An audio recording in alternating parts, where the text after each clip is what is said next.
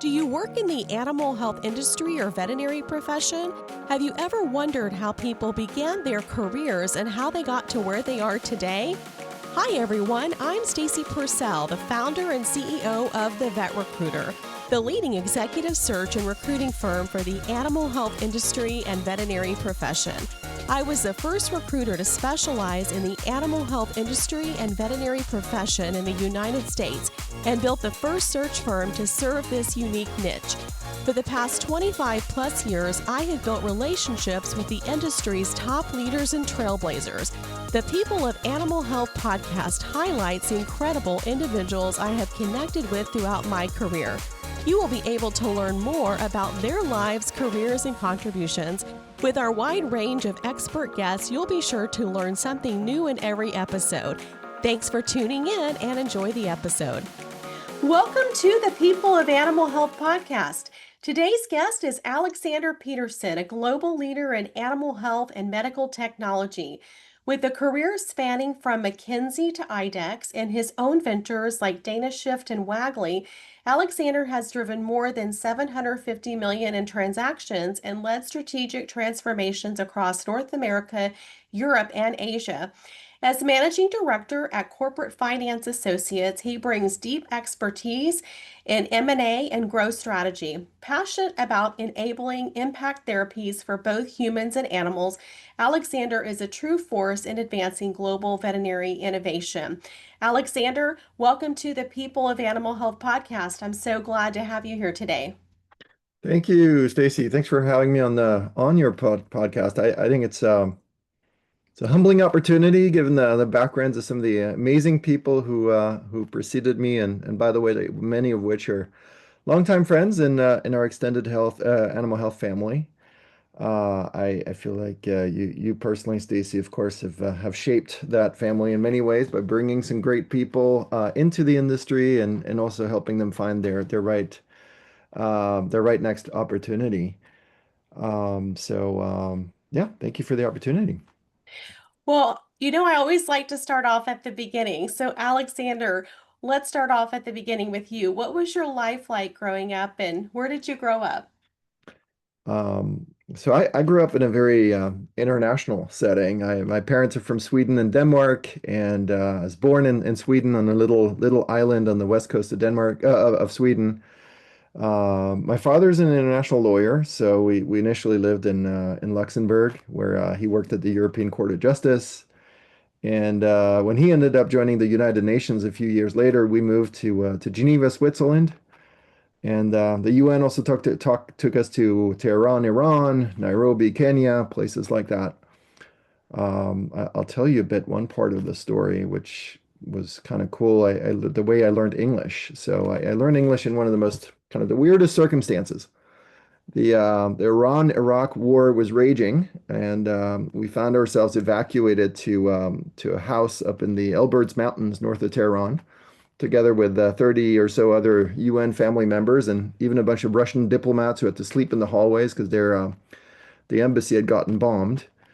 And so my sister and I befriended the daughters of one of my father's colleagues. Unfortunately, they only spoke Greek and Turkish. And so my sister and I spoke French, Danish, and Swedish. So we kind of had to all improvise and decided to imitate the adults who all communicated in English, albeit with a great range of accents and intonations. You can imagine Danish and Russian and Turkish and whatever other accents in this big house in the mountains. Wow. Well, and I'm sure that living at all those different places really helped shape you, at an early age. I want to dive more into that too. And so from McKinsey to IDEXX to founding Dana Shift, you have had a remarkable journey through both human and animal health sectors. What first drew you into the animal health space, and how has your passion evolved since 2005? Thank you for your kind words. I um, I really after my MBA, I really thought of myself initially more as a generalist, and that's why I joined McKinsey, a consulting firm that I felt was kind of an extended MBA, right? An opportunity to touch on multiple areas and businesses. And I did, weirdest things, working for telecommunication companies and fast-moving consumer goods and so on. But I kind of felt I really loved the work that we did in pharmaceutical and medical products on the human end. I felt that had purpose. I have some family members that have, long-term chronic diseases and so on, and I felt like we could, in a small way, make a difference to bring innovation to market. So it all started with human and kind of consulting with the likes of Novartis and Johnson and Johnson and Bristol Myers Squibb and people like that. I was an expert in the area of Salesforce optimization and commercial transformation in the space. And I guess little did I know that Pfizer had a division focused on the animal health space, which of course we now know as Zoetis. And so I think similar to a bunch of other people, I didn't grow up thinking I was going to be in the animal health space. I fell into the animal health space and have really enjoyed it since. I spent a few months helping Pfizer's livestock and companion animal sales teams build tools to target high potential veterinarians. And that was just the first of a whole string of projects in the space. I think what really struck me was kind of the absence of many of the constraints that I had gotten used to in the human space. HIPAA laws from a data protection perspective, extreme fair balance limitations where it's hard to write an ad that didn't talk about, death and other terrible things. Reimbursement that had really become a tool to stymie innovation. A large uninsured population still at the time, which meant that these things, even if they were reimbursed, never made it to many people. And then, of course, just a very slow and expensive route to market for FDA approved products. So I guess my boss later at IDEXX, John Ayers, used to say we can do it in animal health the way it should be done in animal health, in human health. And I still believe that. I feel like animal health is an extraordinary opportunity to innovate, to bring new things that are harder to do in human health. I think a lot of people have thought of human health as a driver of animal health and animal health as a follower. That's not the way I think about things. I think of our smaller space as a space for innovation and creativity and drive. And I think that's reflected in the personality of a lot of the people I work with. So, follow-up question to that, you talked about the constraints on the human health side as opposed to animal health. During the time that you've been involved in animal health since 2005, have you seen any more of those constraints enter the animal health space? Um, I don't feel the space is more constrained necessarily. We're obviously I mean, reimbursement, insurance is of course a bigger factor in our space, but we're still not in a space where we have, a complex process on that front. At the end of the day, um, I think innovation is all about, is there a market for it? Will veterinarians, will consumers adopt new ideas, new things? Will they make a difference? In some ways, I think things lo and behold, over the last 10 plus years, gotten better rather than worse in the sense that pet owners are willing to pay for relevant innovation. They're committed to extending happy and healthy lives for their pets.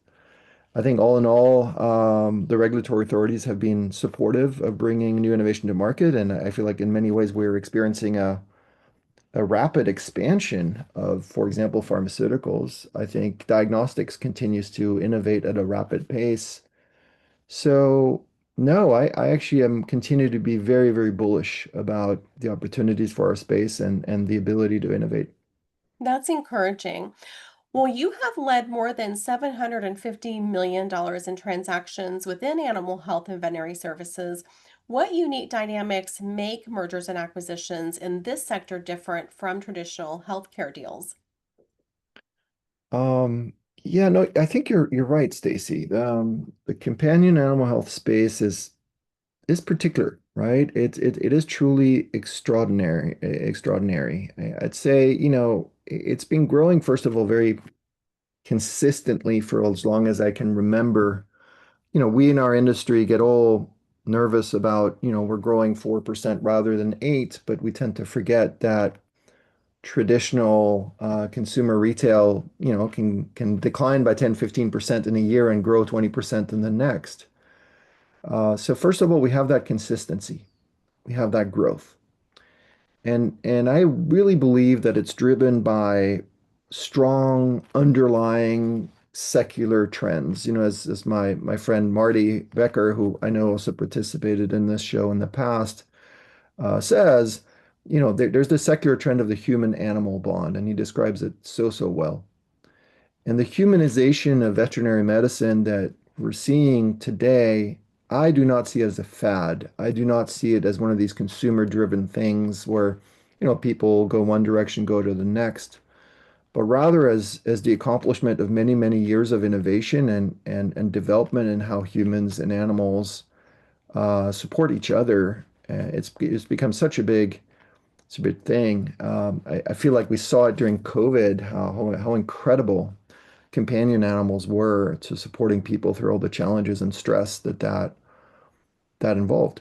As I said, it's a space that's less cyclical, I think, than many consumer-facing businesses. And I think that's evidenced by how the space performed in, the Great Recession in 2009 or the impact that COVID had more recently. And of course, again, back to the M&A question you were asking, the combination of long-term growth, consistent margins translates into strong valuations. The space is obviously a lot bigger than it used to be, but it is still fairly, it's fair to describe it as a bit of a niche. It does tend to attract investors and buyers that really understand it. When we speak to investors that have not previously invested in the space, they're curious, but the deal usually gets done with someone that has in the past. Whether they're financial investors, such as a private equity firm, a venture capital firm, or maybe a family office, and of course, strategics such as manufacturers or corporate veterinary groups and so on. So one of the things that makes M&A in the space special is that there's a relatively limited cadre of investors that drive most M&A activity in the space.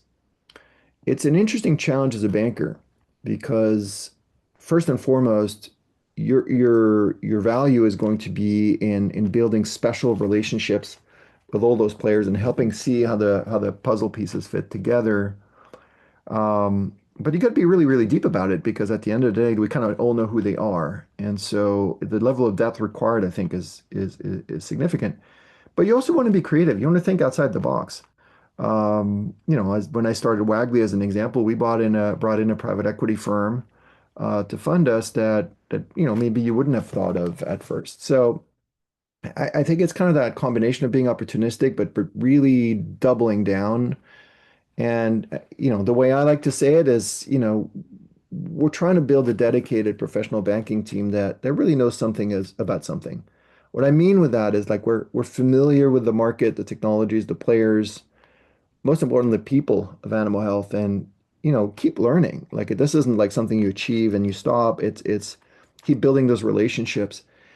I think it's an extraordinary, the way you and I have built a relationship, right? Initially, you helped me bring tremendous veterinarians into Wagley, and now we're friends and colleagues and members of this extended animal health family. And that's kind of, I think, how this works. I find that there's no throwaway meeting in animal health. If I meet with someone, entrepreneur, investor, executive in animal health, it's worth my time because I know we will cross paths in the future.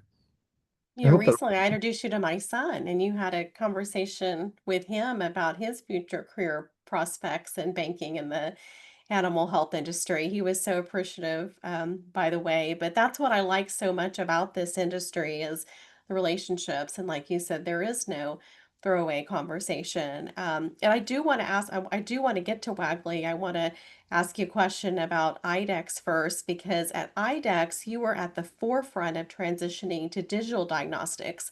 What were the most challenging and rewarding aspects of leading innovation in such a traditionally analog industry? Yeah, I was. was at IDEXX between 2009 and 2014, roughly.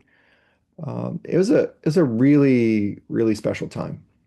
I initially actually joined heading up strategy and M&A, working for the CEO, and that was really great because it's an amazing opportunity to start with a company with a strategic look and saying, where are we trying to go as a company? And as part of that, a couple of the strategic cycles that I led, one of the most important themes we identified was this idea of how do we go from being a diagnostic company to being a diagnostic information company. Our CEO had always had this bug for software. He had this view that by bringing it all together in the form of a practice management system, you can bring disparate parts of the ecosystem together. So we had that kind of gene pool, but there's a lot of going on, right? So we were already a leader in veterinary software with practice management systems, but the systems we owned were still very traditional client server applications. Some of them were built, decades earlier. Diagnostic results, you probably remember this, but believe it or not, for some of the more new participants to the space, were still delivered via fax machines. So veterinary hospitals, veterinarians loved the fact that every time a diagnostic result was ready, their fax machine provided by IDEXX would start printing, and that was kind of their cue to go take a look at the results and see what they wanted to do next. And so I was new to software. When my boss said you're going to run the software business here at IDEXX, I said, hey, I just want to make sure you understand that I've never run a software business before. And the comment was kind of you know what, you'll learn, it'll be fine. And what I sought to do in my role was to really infuse as best I could gather it, architecture and tools of the future to try to achieve our goal, which was to go from a diagnostic company to diagnostic information provider. And that involved, first of all, just hiring some great people. We brought in some really, really strong technology leaders. I was more of a business leader. And then bringing in things like agile development and Scrum in terms of development techniques, software as a service as opposed to client server, cloud-based hosting rather than, hosting all of our data out of, I think it was Bangor, Maine, somewhere up in the Northeast. And building native iOS and Android apps as opposed to everything being on the laptop. So those things seem so simple today. It seems obvious. I mean, if you're going to build software, it'll be cloud-based and it's going to have to work on your iPhone. But those things were less than obvious back in the day. And I think it was incredible to have that opportunity come in this new role. And IDEXX was ready to try those things. We had some, really amazing people, by the way, that were already passionate about things like big data, machine learning. And we said, you know what, if we're going to retool the business, let's do it right. I'd say the most rewarding, project in this whole setting was leading the development of VetConnect Plus, which, as you may know, is a tool that helps veterinarians to see all their results and diagnostic results in one place on their phone, or inside their practice management system. Regardless of if they were from the reference lab, if they're from their point of care equipment, whether it's a digital radiography image, you can all see them in one place. And for the first time, veterinarians were able to, without pulling out a piece of paper and a pen, trend 10 plus years of medical history for a pet and start seeing the big picture. And, of course, we were still just scratching the surface. And with the tools that AI affords us today, I think we're going to see the next revolution in interpretation and follow-on action on diagnostic results that really will take us probably from diagnostic information to truly medical decision support. And I'm still excited to see that. I think the diagnostic industry is starting to nibble at the edges of that, but hasn't quite done it. But again, we can do it in animal health the way it should be done in human health. And I believe that's going to be a huge driver. A lot of people have looked at the diagnostics companies and asked themselves, well, have they done what they could do, right? I mean, they have big market share and they've increased prices and, is the market still growing enough and blah, blah, blah. Um, we just saw IDEXX, I think, have a significant increase in their market capitalization because of recent results. But I think that's a sign that at the end of the day, investors understand that we're just getting started. We're at the first inning of innovation in animal health. There's a lot more to come. I think the challenge that we had back then, and I'm sure it's no different today at any of these leading companies, was prioritizing, all the requirements, right? All particularly internal, actually, right? So customers was one thing, what they wanted to see. But each of our businesses, we had all these lines of business and telemedicine and radiology and so forth and so forth. And everyone was hungry to bring in new solutions to their customers and utilize these new technologies that we were kind of starting to build out of the software team. We're a small team with limited resources, but just, unlimited hunger for more. And that was hard, right? We had to make tough choices and pick services that we felt were most important for the customer base. Well, I love the example that you shared about the software business and how you jumped in and did that, even though you hadn't run a software business before, because sometimes people think that they can't do things because they haven't done them before. But, here's an example of you were leading a business and you had not been in that space. So I love that. And then, Wagley is another example. Wagley was an ambitious multi-unit pet services and veterinary group that you founded in 2014. And like you mentioned, I had the opportunity to work with you there as a recruitment partner. What inspired you to build Wagley, and what were some of the biggest lessons from that entrepreneurial journey? Yeah, and back to your first point, Stacy, like everybody else, I guess, I've had a few kinks in my career, right? Like changes. Maybe I've had a little bit more than others in the sense I've touch on multiple spaces. But I think, if I were to provide, input to someone getting into this space, I would say you can do new things, you can try new things, but make sure that you're not changing too many things at once, right? The way I tend to think about it is, you know, geography, industry, and function, if you want to think about it that way, and say, you can go from one industry to another, let's say as a talented head of marketing in North America. I wouldn't go change two or three of these dimensions at once. But you can reinvent yourself to your point, and you got to make sure you know something about something. And secondly, I mean, just very modestly on my part, but I think it's true for many people that have been successful in animal health, mentors, coaches are incredibly critical.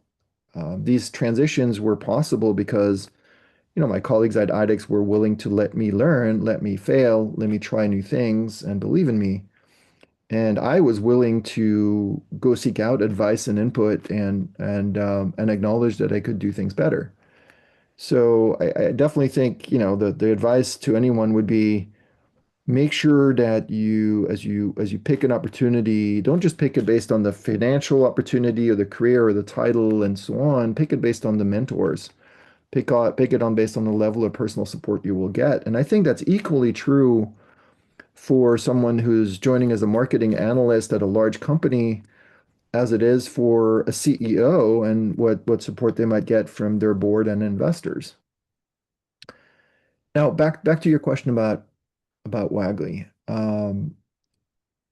First of all, again, thank you for your support and helping us hire some really talented veterinarians. It's been very hard, right, in this war for talent environment. The vision that we had at Wagley was this idea of like providing everything a pet owner might need under one roof. Veterinary care, boarding, daycare, grooming. And it really stems from my experiences at IDEXX. First of all, because the favorite part of my job there was visiting our customers. I used to kind of joke that, the best way to get out of the office was to go see my customers. And that involved, whether it was visiting a really thoughtful, advanced, small single doctor practice somewhere in the Midwest who was doing extraordinary things, or whether it was spending time with, Blue Pearl or the Animal Medical Center of New York. And I learned a tremendous lot from these inspiring veterinarians. It's a tough job, right? You're a practitioner, you're an entrepreneur, you're a manager of a complicated business. And one of the things I did was work on actually trying to put some data on this, right? Like what makes these hospitals successful? So we looked, for example, at what makes a hospital grow faster than another. Very often they're in the same geography. They may just be a block away. So it's not the demographics. It's not location, location, location, as they like to say. It's something else. And we surveyed, we analyzed, we cut the data. The one thing we found, the one driver, maybe there's one and a half, right? The main driver was the answer to the question, what is most important to your success? And when they picked the term client experience. Hospitals that said that the client experience was most important to their success tended to grow faster and more consistently than hospitals that did not pick that.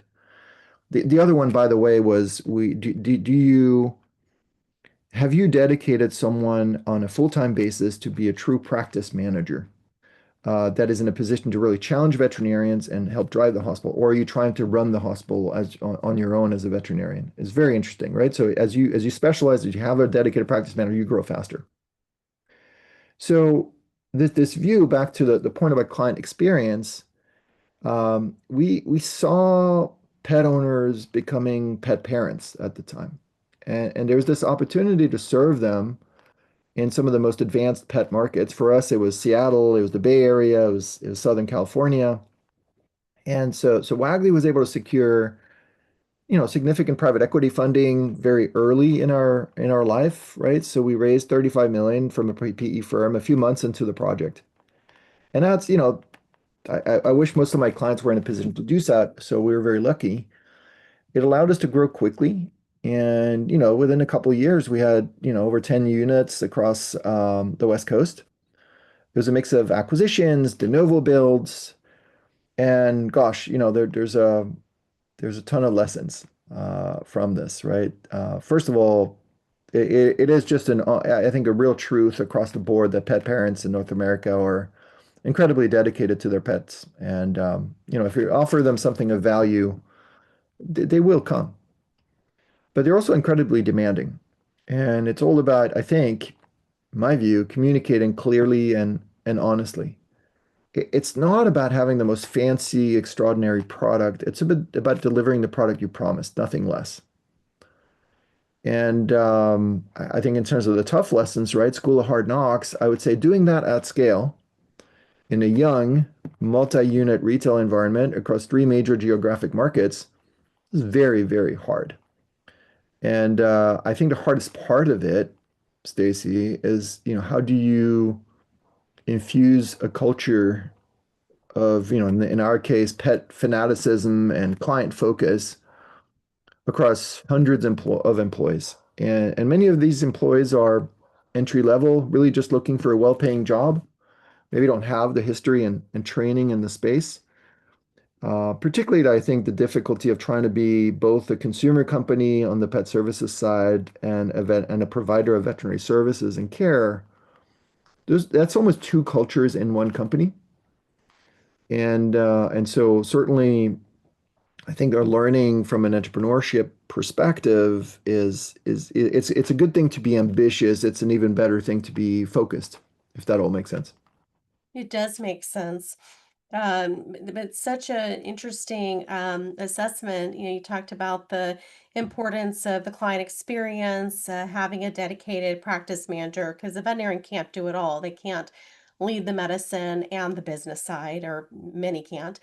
And then not doing taking on too much, focusing on one aspect. So now I want to get to leadership, because I know that you have done a lot of work with leaders, especially through Dana Shift. You worked with leaders to drive growth. What are some of the most common barriers that you see companies face when trying to scale in animal health or medical tech? Um, so you're right. There are some common barriers. I mean, the first one I might go over quickly because it's so obvious. which is that if you're a small company, it is very, very hard to get the financing to get to something a bit bigger. And I think particularly in today's environment, investors value evidence of a client base, evidence of revenue. You may not be profitable yet, but you got to be able to demonstrate that you got the right mousetrap. And so I think there's definitely something about just be very, very careful about assuming that a good idea is going to sell your business. You have to proof of concept. You're not going to go secure, $100 million of VC money because you've got a tremendous idea. You're going to secure it because you've proven it works, even at a small scale. But then scaling from there, I think it's a few things. Obviously, I'm a little bit biased towards technology. I think it is hard for companies to infuse technology when they have a strong legacy platform. And so being willing to constantly reinvent and ask yourself, yeah, I know it works, but can it work better from a tech perspective? I think is really important. I think the second barrier I see, and sometimes people just get too ambitious about it, is international growth. Scale internationally, yes, but do it at the right pace. Get it right first. Um, and as I was trying to express before, I think clarity of thought. At Dana Shift, we definitely try to help our clients stay focused on what they're really good at. I'm a huge proponent of innovation, but innovate in the spaces that you know. Pick those spaces, understand them, and understand your own limitations and weaknesses as much as you want to understand your strengths as you do so. And then lastly, I think that, as you know, my background is from more of a commercial background. Customer service, efficiency in your commercial model are going to be equally important. It takes a lot to drive change in a veterinary hospital. So if you are a company that's trying to bring medical technology or other services into a hospital, know that veterinarians are some of the most wonderful, loyal, thoughtful customers, but it does take a lot to get them to adopt a new technology. And I mean, the number of business cases I see that have assumptions that I don't believe in terms of adoption pace is insane, and it can be really, really tough to sit down with an entrepreneur or with a leader of a scaled business and talk realism around the level of resources it takes to scale a user base. When I think about it from a software perspective, for example, what I see is that our retention rates are higher than in other industries. But the new customers, you got to be very realistic about how many of them you can bring on board on a monthly, weekly, annual basis. Hey everyone, we are interrupting the episode briefly to talk to you about today's sponsor. This episode is brought to you by the Vet Recruiter. The Vet Recruiter is the go-to executive search and recruitment firm in the animal health industry and veterinary profession, dedicated to connecting exceptional employers with high caliber candidates. With a deep understanding of the animal health industry and veterinary profession and a vast pool of talented candidates, we make the hiring process seamless and efficient for the animal health and veterinary employers who have critical hiring needs. If you are an employer in search of top talent, or you work in the animal health industry, or are a veterinarian ready to take the next step in your career, look no further than the Vet Recruiter. The Vet Recruiter has placed many of the industry's top leaders, from CEOs to COOs to chief veterinary officers to VPs of marketing and sales and heads of R&D and chief scientific officers. We have built sales forces for many leading animal health companies and have placed more veterinarians in clinical practice than any other search firm in the U.S. Ready to take the next step? Visit thevetrecruiter.com today. That's thevetrecruiter.com. And now let's get back into the episode. Well, I want to get back to that international point that you made, because you've worked across continents, including Europe, North America, and Asia. How do market conditions, regulations, and innovation cultures differ in the healthcare and animal health sectors globally? It's actually striking how different they still are. Where I have the most experience in animal health is Europe and North America, and I see some really different views, first and foremost, in how veterinarians and the veterinary community looks at treatments and technologies and diagnostics. the views on, for example, appropriate use are really, really different. Um, I see in Europe a lot of questions about, is it truly necessary? What is optional? What's optimal? What's simply too much? I remember conversations with some of the really smart leaders of large hospitals in Europe that, talk about diagnostics as an intervention on a pet. You're going to be poking that pet. Is there a good reason to be doing so? Whereas, of course, in the US, we've had incredible success driving adoption of preventive care, as opposed to just coming in to intervene in an ongoing disease, whether chronic or not. So that would be number one. It's really, trying to understand that culture and positioning your product differently given that context. The story that worked in the US may not be the story that works in Europe. Pricing sensitivity remains a key challenge.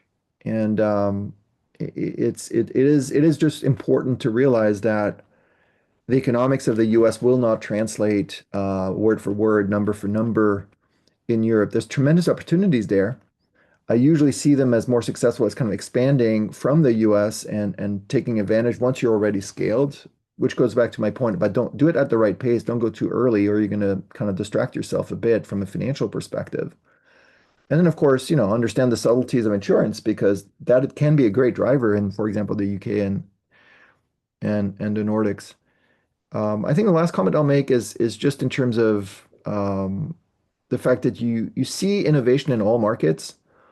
But the US is extraordinary in terms of its financing ecosystem. The private financing ecosystem between private equity, venture capital, family office, public markets is just unparalleled. There's no other market in the world where that's possible the same way. And that's also true for non-dilutive financing. Think about grants and NIH, and there's just not the same scale available in Europe. We think of Europe as subsidies and so on, but the reality is for true innovation, we're still extraordinary here in the US. A different way of putting it is a really good business will get financed in the US. And, I think at the end of the day, it's all about kind of uh, knowing your market. I've worked for some tremendous animal health clients in France, in Germany, in the UK. And what they have in common is even within Europe, they knew their one national market really, really well and built relationships before expanding. France is not Germany, is not the UK kind of thing. And Europe is certainly isn't the US. Alexander, you've been recognized for your deal making excellence, including the Healthcare Services Deal of the Year. What made those deals stand out, and what defines a truly great transaction in your view?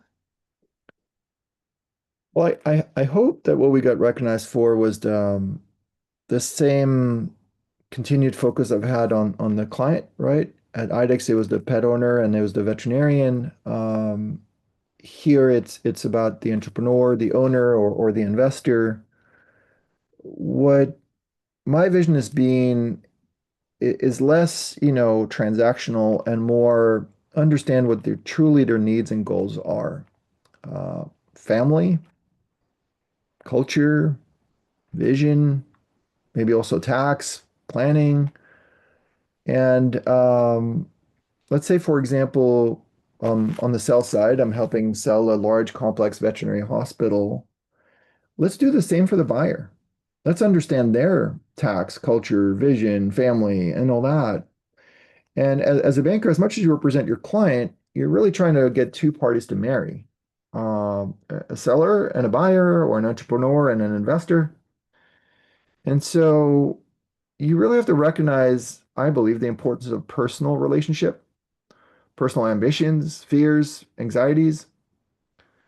That's really what I try to do differential, right? I try to, my goal, our goal at CFA is to be investment bankers, not be business brokers. It's not about putting a for sale sign on a business. It's about really helping them get to the next step. And I think that helps answer your question about what's a great transaction. A great transaction is one that was built for two parties, not for one, and that sets them up for a partnership in the long run. It's not about, I got widget A and I want to sell it to you and run. A successful transaction is not the one where the seller got the highest number necessarily. It's the one where the business succeeded. It expanded. It was positively transformed by the transaction. So, and particularly these days, right? Because most transactions, even the simplest ones, tend to involve now some form of rollover or earnouts or other long-term incentives. And so there's definitely an education and a time to spend time with my clients to help them see that and understand it. It's also a strong incentive to start early and recognizing that the end of your time with your business is not going to be the day you sell. It's going to be years after that. You got to get ready now. And by the way, I think that most sellers, and this is what makes veterinary and animal health so special, they're not about just the money. They're about a commitment to their profession. And that's what I enjoy the most. And I've enjoyed like a whole range of transactions, right? Whether it's innovative products like pharmaceuticals or diagnostics, whether it's technical like software, or of course, complex veterinary hospitals, specialty ER, multi-location. But across all these spaces, they share that commitment to the profession and their love of pets, which is kind of unique. How do you see the future of veterinary services evolving? Are we heading toward more consolidation, new technology disruptions, or perhaps even new models of care delivery? I think the last point is first of all, I mean, of course, we none of us have a perfect view into the future, but what I see today is a lot of diversification in models, a lot of trying new things out. You see, I mean, whether it's from new players, that let's say de novo players that are opening up new veterinary hospitals here and there, but it's true also for many of the incumbent groups of hospitals that, in these days of high cost of capital and still relatively high multiples for acquisitions, they're trying de novo. They're trying to find if they can build a new mousetrap. I think it's tremendously exciting. I think it means that we don't know yet. I don't think we know whether urgent care is there to stay and how it's going to look, whether some of these more kind of boutique healthcare models are going to work out, these complex, big specialty and emergency hospitals. What I'm seeing is more choices for veterinarians. I think you'd be crazy to think that the future in 10 years is going to be 42,000 hospitals in North America, all like, 1 to 4 doctor practices offering primary care services. I think we're going to see breaking up that business model and trying things out and innovating. I think the other innovation I think it's, obvious, but I think AI hasn't even started hitting the surface of our industry. I really believe that with this, and you're in the midst of it because you help us solve it, but in this war for talent where it's hard to get veterinarians, we have to leverage the veterinarian more. We have to give the veterinarian and their staff tools to work faster and work more accurately and deliver more care and better care. And I do believe that AI used well can be that. As a side note, I'm not necessarily a whiz bang kind of guy. Like for example, I don't really believe in telemedicine. I think it's still about caring for pets and touching the pet and so on. But with the right tools, the right information, and the right technology, being a veterinarian is extraordinarily complex as opposed to any other medical profession. Like human doctors don't have to care about multiple species. Most human doctors don't have to care about, a bunch of different organs and be a surgeon for all sorts of parts of the body, and then the next day be an internist. It's just extraordinary the scale and scope of what a veterinarian does, and so tools that can help them with that is incredibly important. The last comment I want to make, this specifically is specialty and emergency care. That I believe goes in the bucket of these long-term trends that I think are going to be with us for quite a while. I believe that there is a demand for highly specialized care. I believe that more and more and more, the kinds of medical advancements that we need to extend the life and the happiness of our pet and the well-being of our pet is going to require more specialized diagnostics, more specialized treatment, more specialized follow-up. And so I'm a very, very I'm very, very bullish about the specialty in ER segment and how it's going to grow and evolve. And I see some of my clients just performing extraordinarily well in that space, despite the single digit growth of our industry. I'm seeing some of my clients growing 20, 30% a year, profitably so, because they're able to provide that highly specialized care. Alexander, for young professionals looking to enter the animal health or healthcare innovation space, what advice would you give them to build a meaningful and impactful career? First of all, I think it's a wonderful space. I really do think it's very fulfilling. I feel incredibly lucky and thankful for all the support and advice. And I think compared to a lot of spaces, it's less about competing against the next person who could be in your job and more about building networks and building relationships. I think first advice would be maybe just kind of focus, stick with it. You're going to learn a lot. You don't think of it as, I need to hold 4 or 5 different roles to get to a certain place.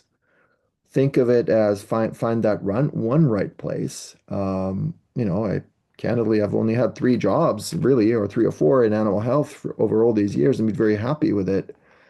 But it came down to picking culture and people first. A little bit, as I was mentioning before, don't judge your job first and foremost by compensation and benefits and so on. And I think that's true for veterinarians as well, who, it's become this market where you can ask for more, but culture and people is what's going to keep you happy. It's what's going to keep you engaged. It's what's going to give you opportunities to grow and take it to the next level. Some of these founders of large hospitals, veterinarians who've been able to go from being single practitioners to being owners and leaders of big hospitals, they did that because they were in the right culture. They had a mentor that really helped them through it. And did they make more money than others in their first 5 years? I don't know, probably not.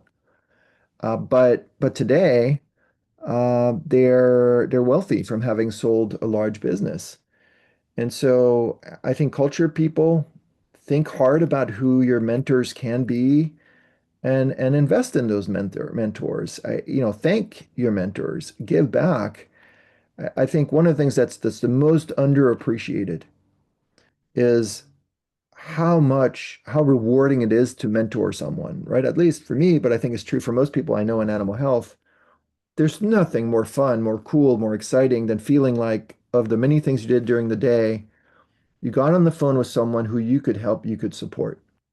And, a week, a month, a year, a decade later, they call you and they say, "Thank you for helping me back then. That really made a difference."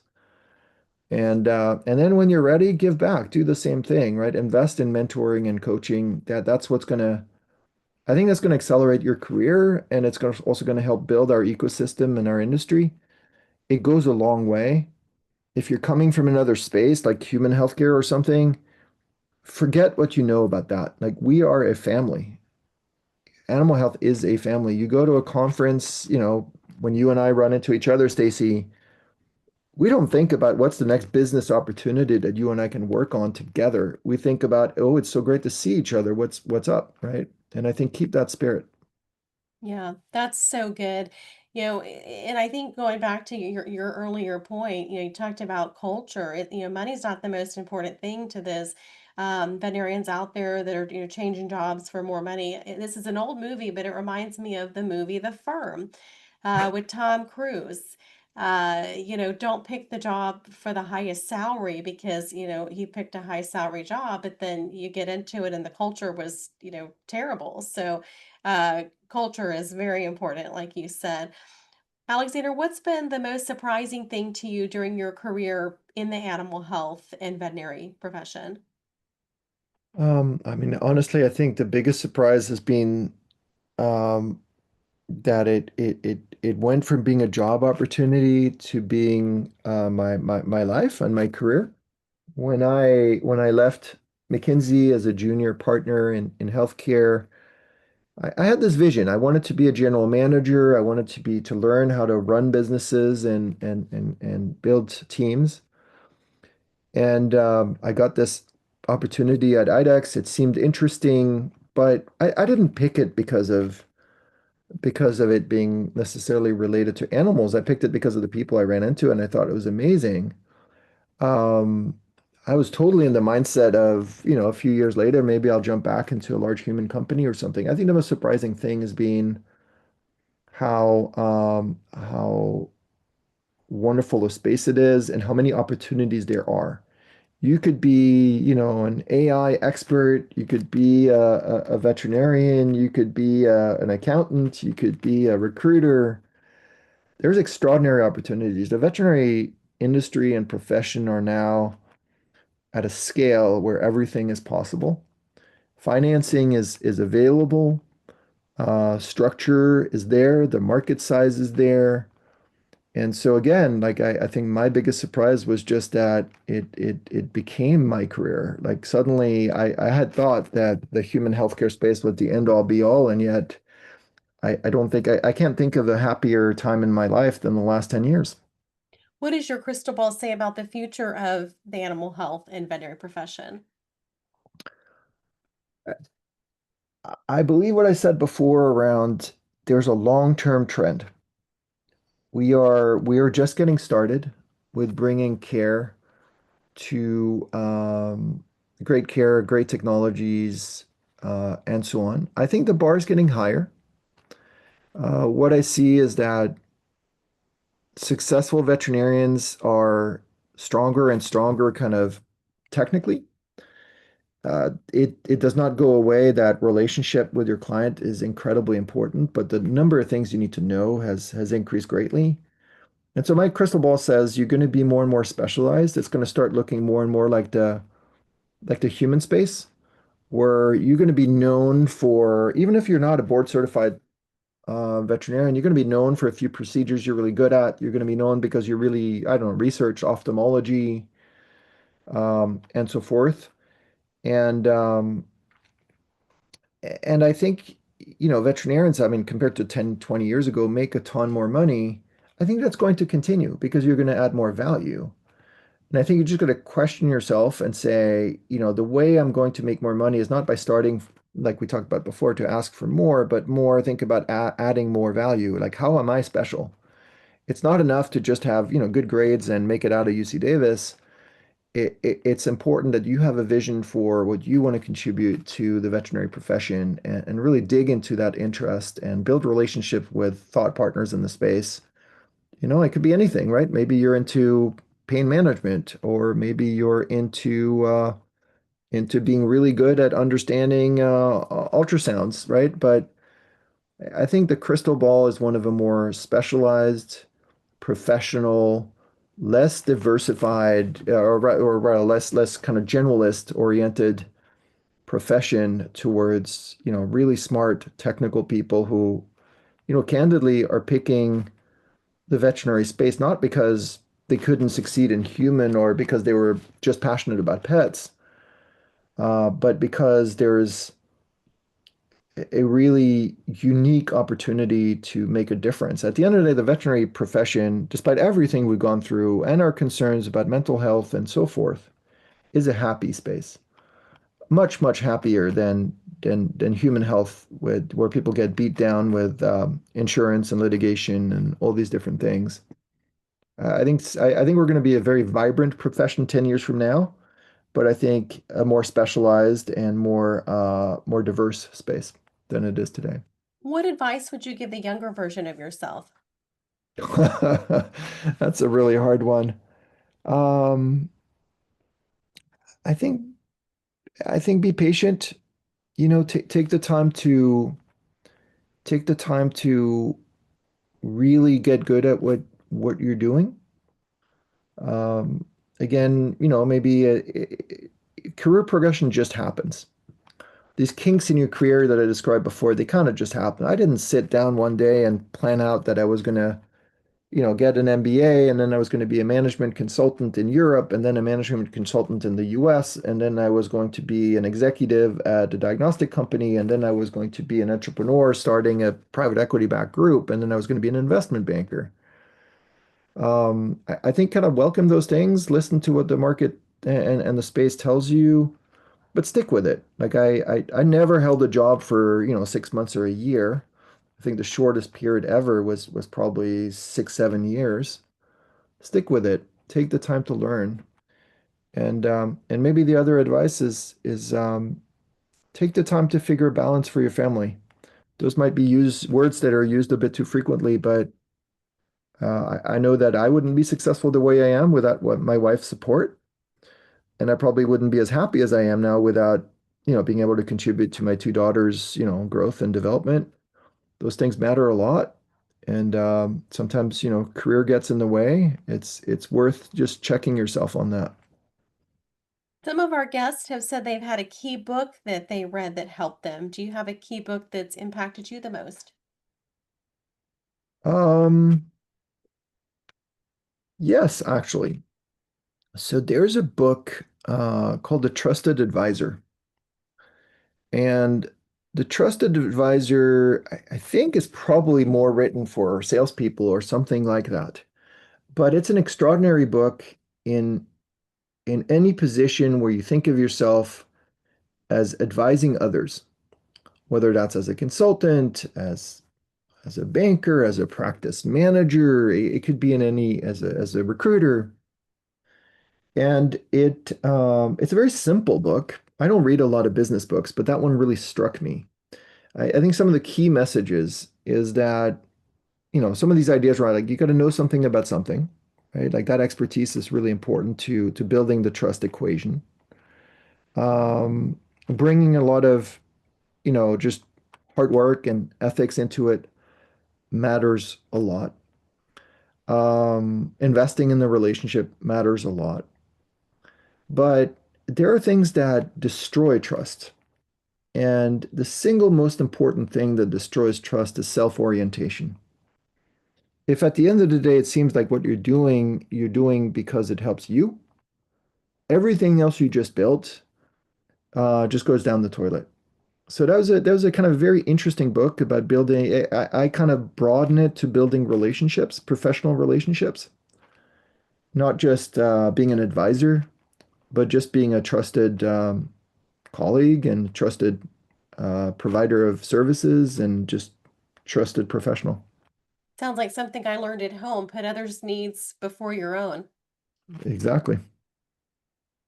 Well, Alexander, you've got the mic. What is one thing that you want to share with our listeners of the People of Animal Health podcast before you drop the mic? Um, Maybe just end on this notion of preparing yourself and your business for some eventual change of control. Even the very best businesses one day end up with a new owner, whether that's, you know, your son or daughter, or whether it's a buyer or a new investor. My advice is even from day one, start thinking about that. Think about and really seek out a deep understanding of what prepares you for that.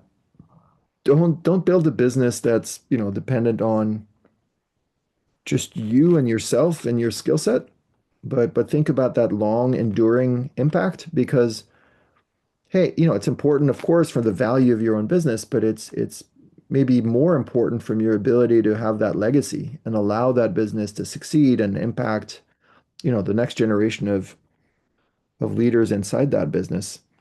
And so think about it early. My very best clients as an investment banker are clients that I had informal relationships with for 3, 4, 5 years prior to selling, where we really had time to help guide them and think about it. And that's the way I look at my role, which is not, hey, here's my financials. Can you sell this business next week?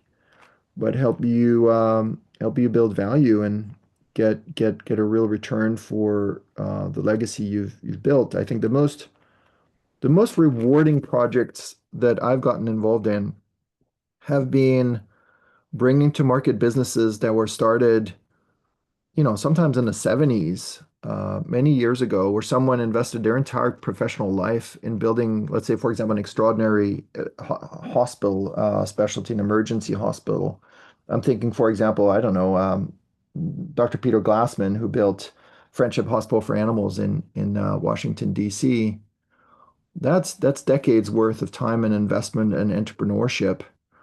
And it's such an honor to be able to support that kind of client with, turning that time and investment into an enduring legacy. So that was exciting. Well, it sounds like you're saying start thinking about the legacy that you want to leave at the beginning when you're first starting the business. Yes. Well, that is such good advice. Well, Alexander, thank you for being here with me today on the People of Animal Health podcast. I've enjoyed our conversation and I appreciate our friendship. Thank you very much. I do as well, and good luck with this tremendous podcast. Thank you.